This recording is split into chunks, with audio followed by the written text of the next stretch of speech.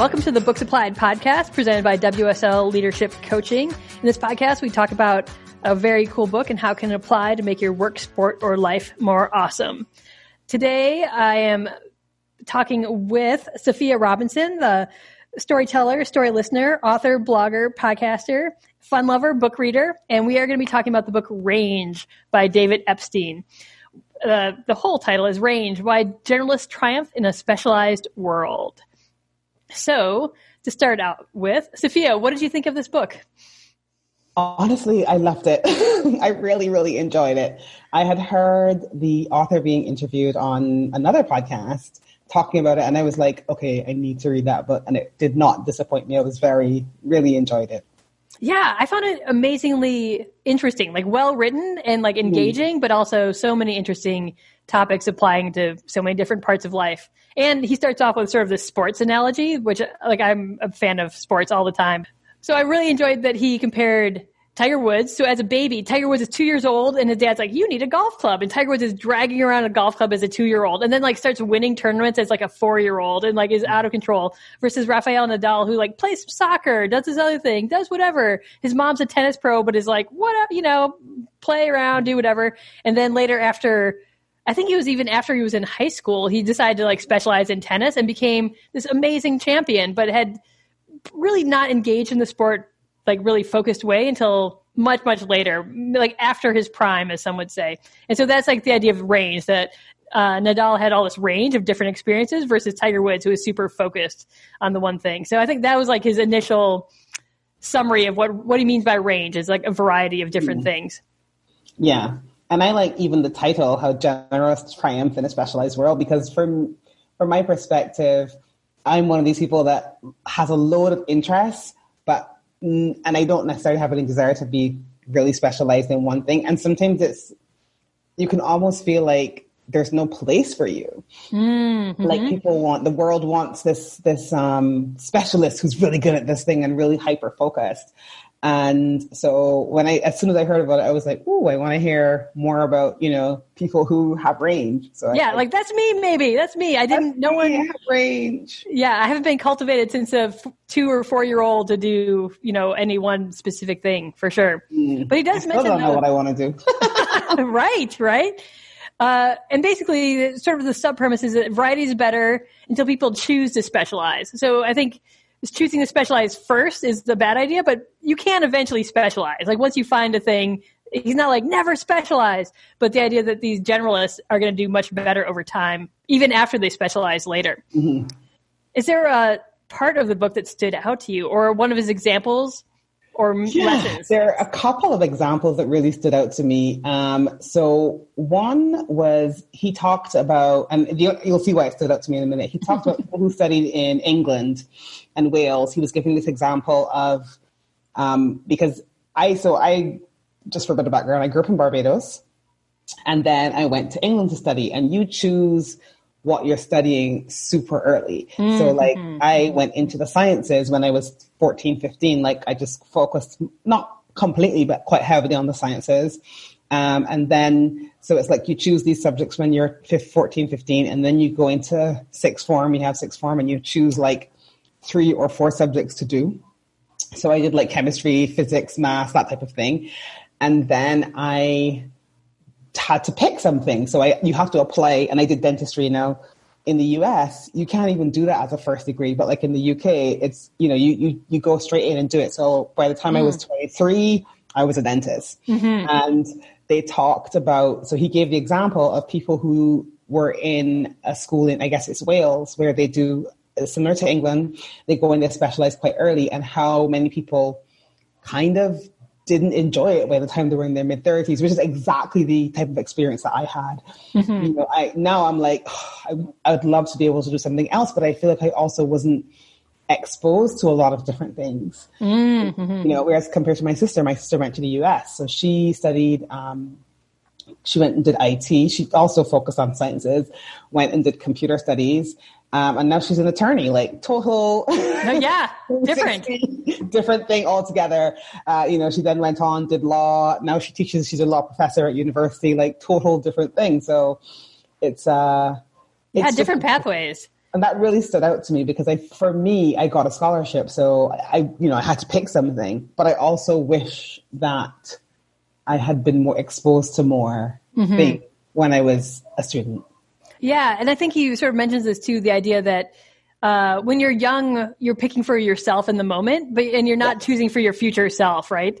And I think I studied for a term in Italy when I was in college, and I ended up going to Italian culinary school for a day, right? Because I'm only there for a term. And it was a middle school. And it was basically what a junior high age student. So that 13, 14-year-olds were in a culinary school in Italy. And they're like, yeah, this is the school we're in. I'm like, when I was 13 or 14, what would I even have picked as a school to go into?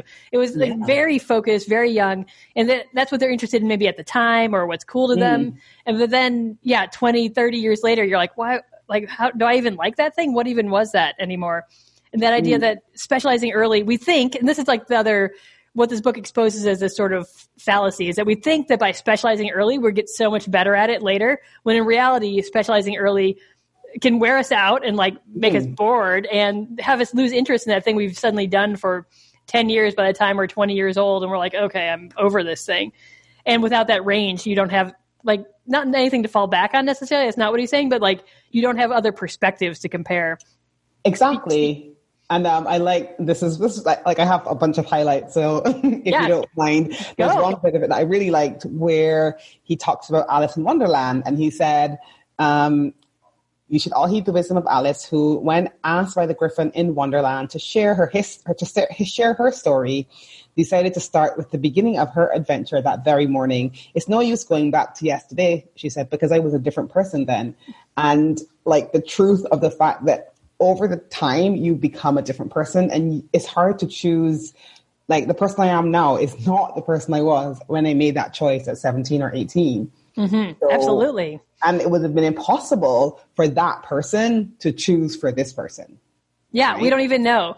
In our perspective as humans, we don't actually even see our evolution. We think we're the same person. But if you look back at things you loved or things you did or how you spent your time as a teen, as a child, probably really different than now, and what you enjoyed, or even foods. I can remember just foods being like, oh, what is this? It looks so gross. And now I'm like, this is amazing. Yum. Yeah. Avocado. Yeah. Pesto. I was like, what is pesto? This looks gross, but it's eggplant. I know. Yeah, exactly. So exactly. I definitely also looked at this book a lot around the education field. That's a field of interest to me for sure. And the idea of setting up experiences to create range for people. And we just talked about the education systems, and different countries do that in really different ways. And but even within the American system, which is where he kind of primarily pulled examples from, and that's the system I'm the most familiar with. There are ways that education is done better or worse, even within the system that is very broad and very on the outside looks like, oh, we're creating generalists, we're creating people with range, but in reality, we're not necessarily doing that super well at the classroom and student level. But that's just this aspect that I found was very interesting, the idea of setting up education to create range versus setting up education to create the sort of specialist, very focused style of person. Even though we think we want it, we think we really want a specialist. Our instinct is to be like, no, train specialist, spend all your time on that thing. And maybe a little bit who cares if when you're older you don't like it? At least you're good at something. At least you have a saleable skill. But in reality, you're actually just not even that good at that thing, if that's all the only thing you know is that thing. It is so true. I liked right at close to the beginning, he talked about the nature of problems. And I think this is probably one of my favorite ideas or concepts when he talks about the wicked world. And difference between solving linear problems versus real world wicked problems, where the rules of the game are unclear or incomplete, and there may or may not be repetitive patterns and environments, and experience can reinforce the wrong lessons. And I like that because some problems do require a specialist and a really linear approach, and others don't. And he gave some really good examples as well, I found, in that regard. Do you remember some of the examples that he pulled out for those? I know some are coming to mind for me right now, but I know he goes deep into them. Yes. So I'm trying to think, and I told you earlier, I have the book. I have Good the book here in front of me. Reference. So Yeah, for reference, I have the book in front of me.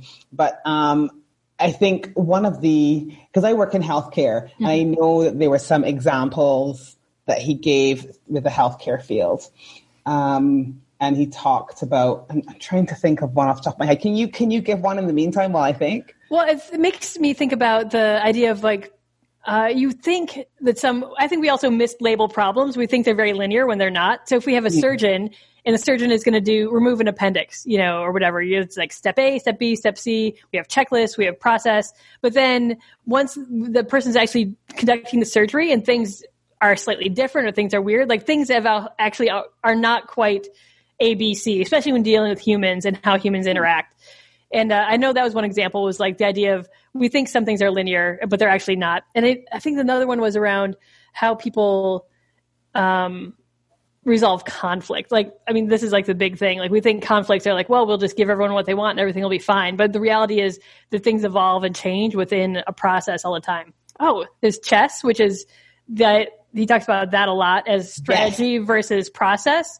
And you can learn a lot of chess strategies, but you still have another person that you're interacting with who's going to do something. And you can basically learn strategy all day. And we've taught computers strategy, but people, if you have multiple ideas around people, they can actually beat computers. Like it's, I have to say, as a chess player, I really like that example because I learned to play chess as a child as well. And the thing about, so I'm probably giving my age away a little bit, but I grew up playing chess with my dad, and we had like a really basic computer with, DOS, if anybody knows what DOS is anymore. And it had a really basic chess program on it. So we could go and play the program, and if you started at level 1, it was really easy, and if you go up to level 8, it would be really difficult. And then, eventually, obviously, technology got better and better and better and better, and now, like probably my phone could beat like a chess prodigy. So, he talked about something I'd never heard of, which is having groups of people playing other groups of people in chess. And so you have this whole range of people with different, amounts of foresight, thinking about the game. I really enjoy that. And I would play chess that way. Yeah. Consider playing chess that way. Well, and I think he had so they had like Deep Blue or like Watson. No, it was Watson, the computer that was his chess champion. The one that, and then a guy who like barely knows how to play chess with his like phone could beat it. Like the combination of a person who could think creatively plus a computer that could just do the linear strategy was so much more effective than people who were like chess grandmasters who could, play and play and play and were masters of playing sort of that one-on-one game with other humans. Yeah, it was very fascinating. Yeah. So one of the examples they gave, I remember, was about NASA and the space shuttle. That was quite a long example, I think, that they went through, talking about how, they presented the information to the people who were there, and there was just something that they weren't seeing. They were looking at a trend, and it was kind of like the wrong trend, and having that information actually made them make a decision that couldn't work. So, to me, it's just seeing how having almost like an outsider's view can be more useful than having people who are really specialized within the field. Not even just an outsider's view. He talked about, I think, how Nobel laureates all have like a hobby that's like, they're almost a pro at their hobby. They're not just like, I'm only a physicist. I'm like a physicist, but also like play the cello or I'm like an accomplished painter or something else. Like not just like a dabbly hobby, but that people like they even have range within what they do and how they spend their time and focus. And that idea that those different, the idea that if you can make those connections and analogies, you're going to solve your problems better. And that's how you solve those like more wicked problems versus like a linear problem. Like you apply the one strategy from the one, view to that one problem, and that's what you got. But if you keep applying the same solution to the same problem, like if you assume it's a linear problem and you just keep applying the same solution and it's not working, you're like, oh, it's actually a much more complicated, much more wicked problem in the end. And it will really not work, like not just a little bit. And so that was a good, I like that example as well. Yeah, so great. Other highlights or things that stuck out to you? I have my list here in front of me. Good. And so I will say that I am someone who, as I said earlier, I've been trying to change career for quite some time now. I really want to go into another career. And it's actually proved quite difficult simply because I am so specialized. And so as I was reading this book, I was really thinking about my whole personal journey of changing career. And a couple of the things that stood out to me again, one of the things he talked a lot about was short-term planning. And instead of asking, what should I do for the rest of my life, I should ask what to do next. And I specifically remember him giving an example of this person who I think eventually she was the CEO of the Girl Guides, I believe, and then went on and did all these other jobs. And it was like, don't, there's no point in deciding what you're going to do for the rest of your life. Because from her perspective, and she's an older person looking back, she's like, I could never have seen the path from there to here. But it was like looking and saying, okay, what am I going to do next? And whatever opportunity presented itself, choose to do that next. So that was a big, big mindset shift for me because I guess because I'd done something so specific for so long, I thought to myself, well, I better pick something I really like because I'm going to be doing this for the rest of my life. And why? Why pick something and thinking, oh, I'm going to do this for the rest of my life? Otherwise, I could pick something that says, let me see what I should do next. Yeah, like why we put that limit on ourselves. We're so into this bias of like, we need to specialize, and like specializing takes time. It takes 1,000 billion million hours. It takes focus. It takes training. When in reality, like, it's not that people just sort of fall into an amazing thing, but like if you don't pursue these broadly, like you're never going to find any of these things, these opportunities, opportunities in a sense, but also points that are more resonant, that feel more creative or more interesting. And yeah, you're not choosing forever. He would say, don't choose forever. Like yes, your goal is to stop choosing forever. Yeah. Yeah. Don't think of it that way. So that was a huge mindset shift for me. That's great. And, and also you don't know what is good or bad when something happens. You have to wait and find out. And I love that and that's actually what caused me to write my blog, because something seemed really bad at the time. And then now with hindsight, looking back on it, you're like, oh, I'm so glad that thing happened. So, I have a friend who talks about that experience with her personally. She, her engagement got broken off. And now she's just like, oh, I am so glad I did not marry that person. Right, right. It's like, you can't tell when something's happening. It might feel like something bad, but at that moment, you can't actually tell whether it's good or it's bad. You have to wait to the future to find out what really happened in the end. And I love that. I love that so much as well. Yeah, we get very attached to the linear process. I mean, he talks about the linear world. Like, we're very often conditioned to be like, well, step A, B, C, D to like happiness or amazing goals or whatever amazing outcome. And that's not even how the world works. Like, I don't know that any of us 2 years ago would have predicted the current state of the world. Like, obviously not. Or even a year ago, or maybe even 6 months ago. Like, how many of us would have predicted how things are running, the state of the economy, the state of the world, the state of health, like any of that. And so if we're spending all our time focusing on creating, I heard this other story from a friend who is a weightlifter, and he had a competitor, and he's like, oh, my competitor can lift 700 pounds. I'm going to get until I can lift 700 pounds. And he trains and trains and trains and trains. And then he gets to a meet and he lifts 700 pounds and his competitor lifts 750 because he's also been training that entire time. Like, like, it's not like, it's good to have a goal and to work towards something, but everyone else is still at that same time moving and evolving and moving toward things. So he was like, oh, why am I even comparing myself to other people a little bit? Mm-hmm. And why am I assuming these things are linear is sort of the other side of that too. Definitely. Cool. What else do you got? The more repetitive a challenge, the more likely it will be automated, while great rewards will go to those who can take conceptual knowledge from one problem or domain and apply it to an entirely new one.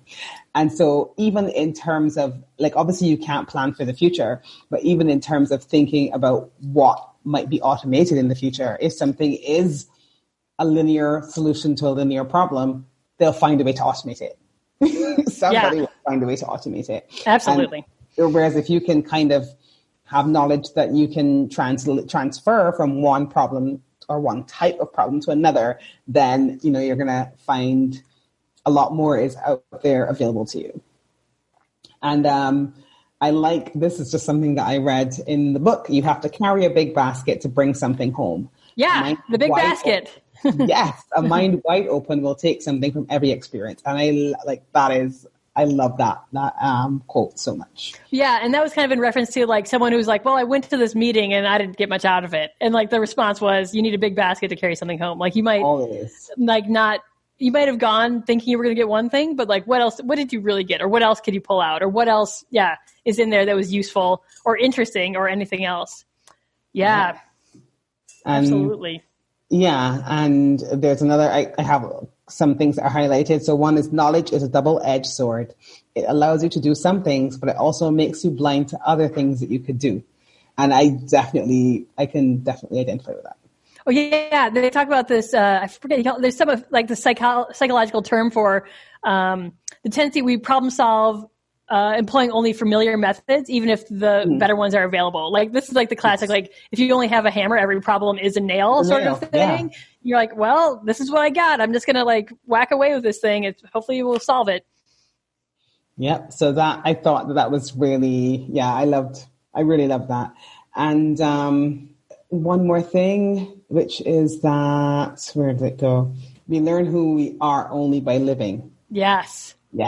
And so that to me was the idea that you kind of you can't think your way into clarity. You can only figure out who you are by doing stuff.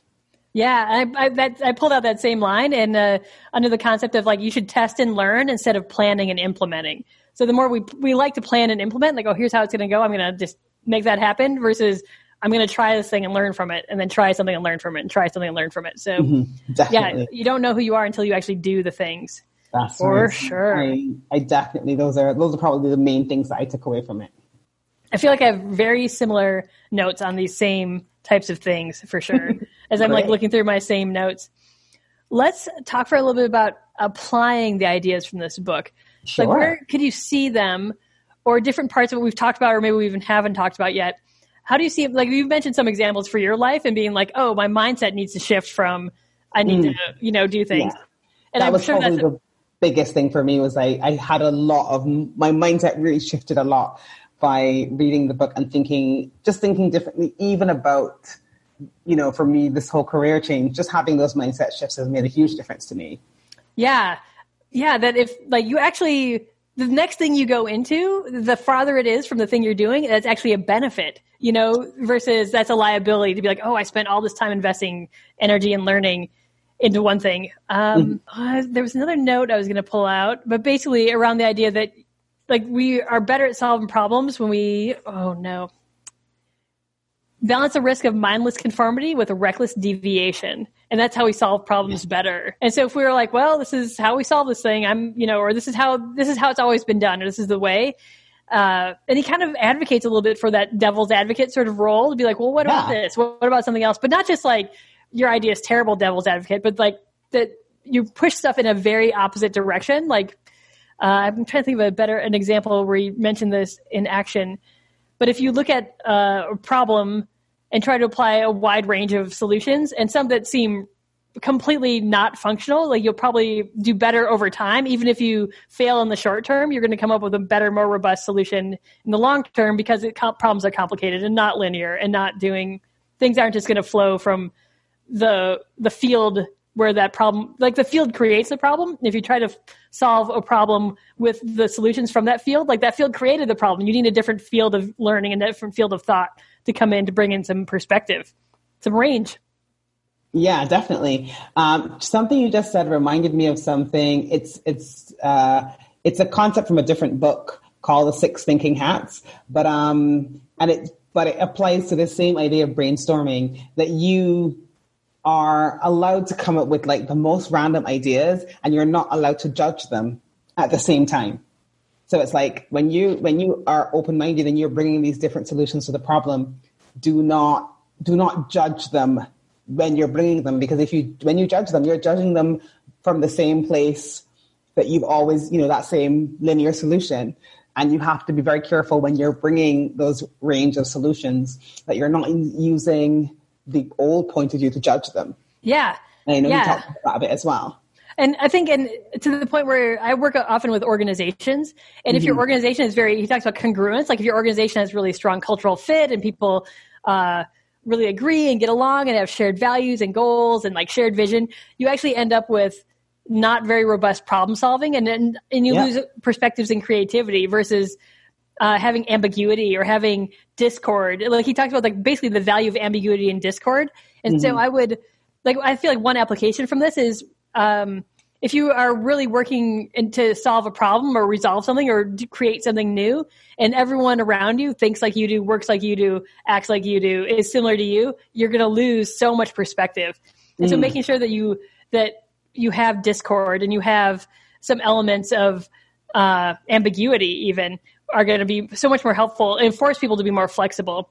And so there's ways that like within a culture of an organization that you allow for that or don't allow for that are more subtle than being like, let's brainstorm or let's come up with ideas. Like, cool, people can come up with ideas. But if you don't have a culture that tolerates ambiguity or tolerates or accepts discord, then your ideas, even your range of ideas offered is still going to be narrowed and narrowed and narrowed.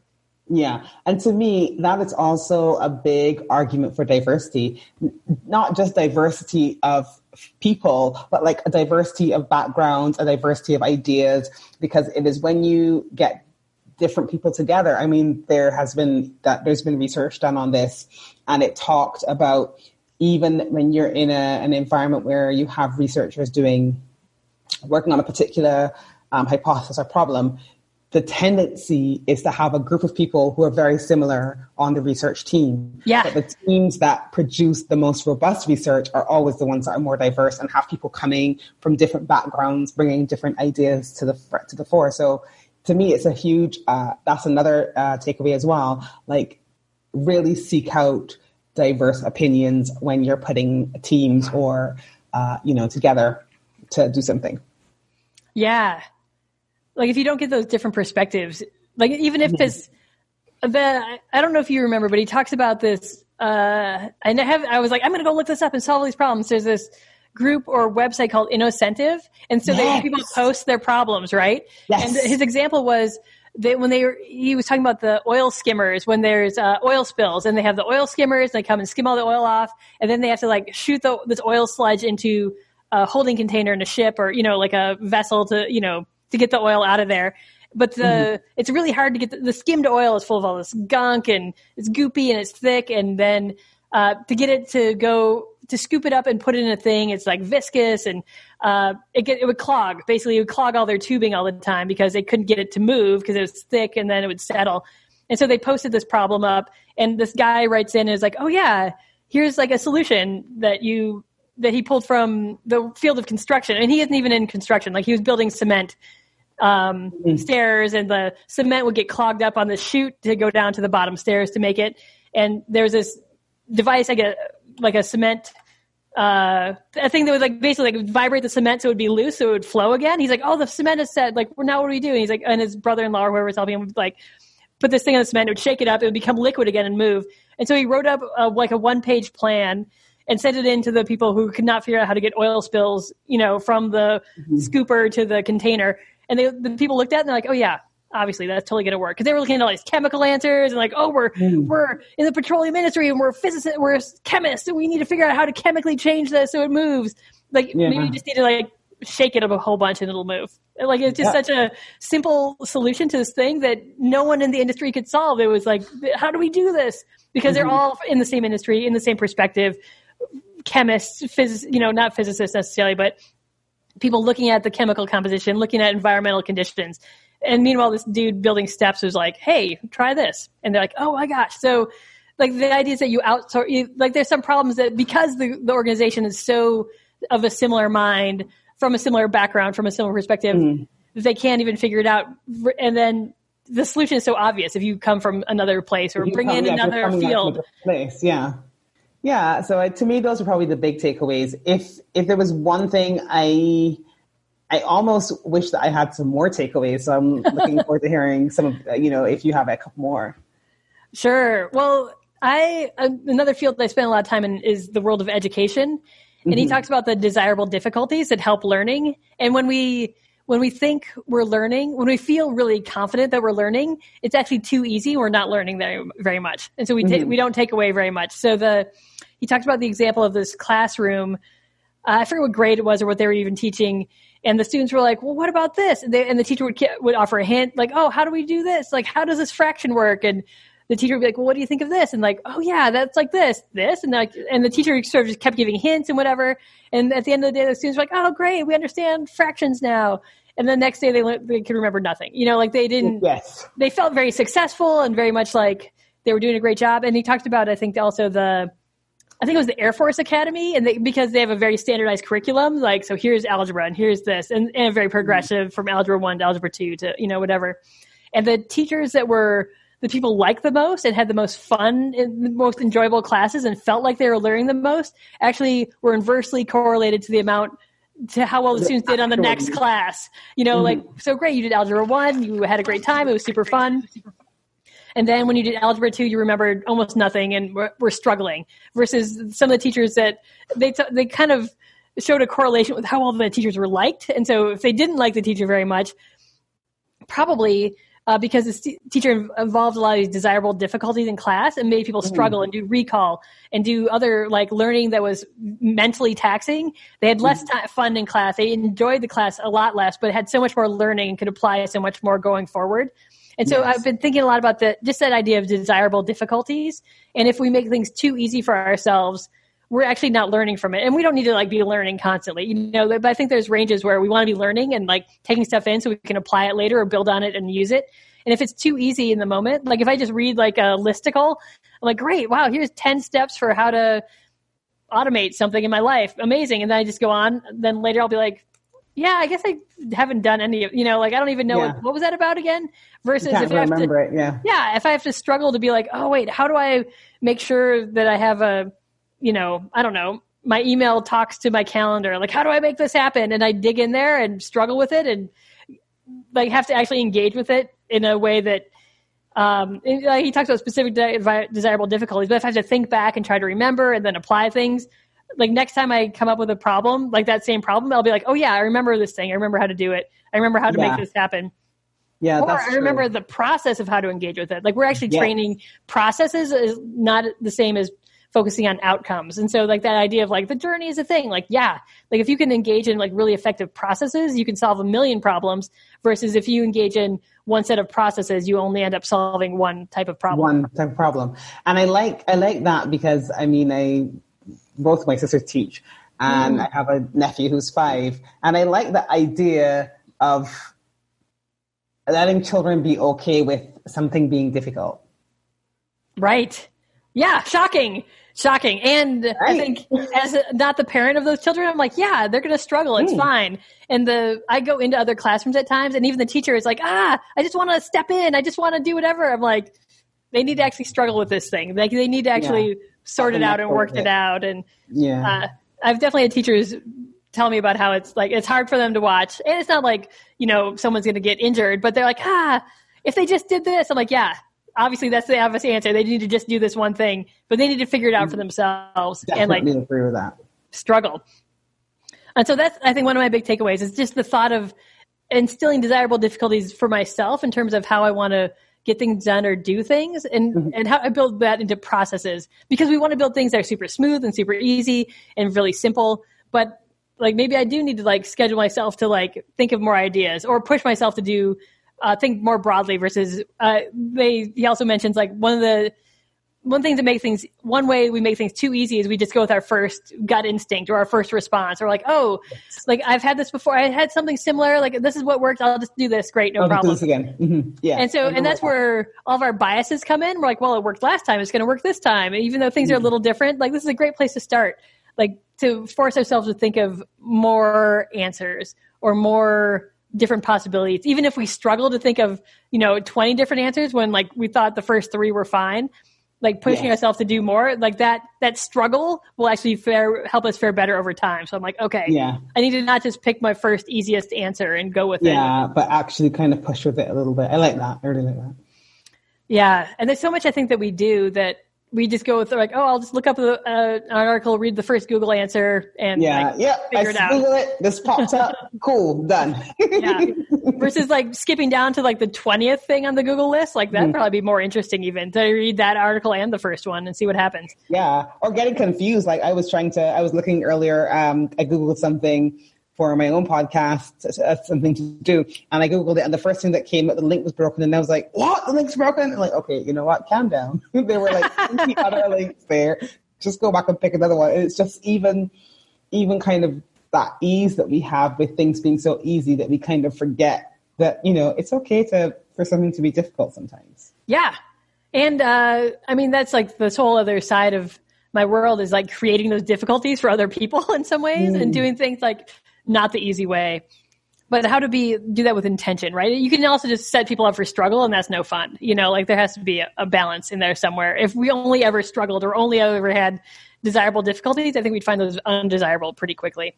Yeah, exactly. So just to make sure you have the balance so you can actually learn and grow, as well as not having it so difficult that you don't get any sort of fun out of it at all. Yeah. And to me, that this is like the point of the sort of that transference and consolidation of learning. So like you've engaged in this process, like I figured it out. I read 18 different articles, you know, I mean, there's people that are going to read 18, but I looked at a range of things.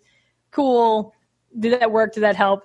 And maybe not for this thing, but it's going to help down the road. And I'm flexing, like growing that ability to engage with like a difficult process. But yeah, I think you said that well before too. Mm. Nice. I like that. Cool. I think we should move toward wrapping this up. Yeah, sounds good to me. Do you want to tell us about any of the work that you've been doing, your podcast, books, any things? Or Sure, I could tell a little bit about that. So I actually write a blog about life lessons, as I said earlier. And so it is www.39andcounting.com. And I started doing it just before I turned 40. I decided to write 39 lessons I learned before I turned 40, and I kept going. Then a book came out of that, which was about learning to just live more through my values and how that journey impacted my life. And so I have that book. It's, there's an e-copy on my website. You can get it on Amazon if you want a hard copy. And yeah, just other stuff. But I really love reflecting on the big questions of life. So I love life lessons and just, writing essays, anything that kind of looks at the bigger sort of questions of life. That's one thing I really enjoy doing. I can see why this book then resonated with you too. Completely. Yeah. So huge. Absolutely. So broad. So that really spoke to me from that, not just from the career change perspective, but just from the perspective that I just love, new ideas. And I kind of love that feeling of like, I'd never thought about that before. So yeah, that's me. Excellent. Thanks so much. And thanks for joining me today, Safiya. Yeah, thanks for having me. It's been great talking with you. And you can tell I get really excited about this book. It's great to talk with someone else who's so excited about this book and other things too. So again, this is Range, Why Generalists Triumph in a Specialized World by David Epstein. And I've been talking with Safiya Robinson today. And thanks for joining us. Thanks for having me. This has been the Books Applied podcast, and we'll see you around next time. Have a great day. Bye. Bye.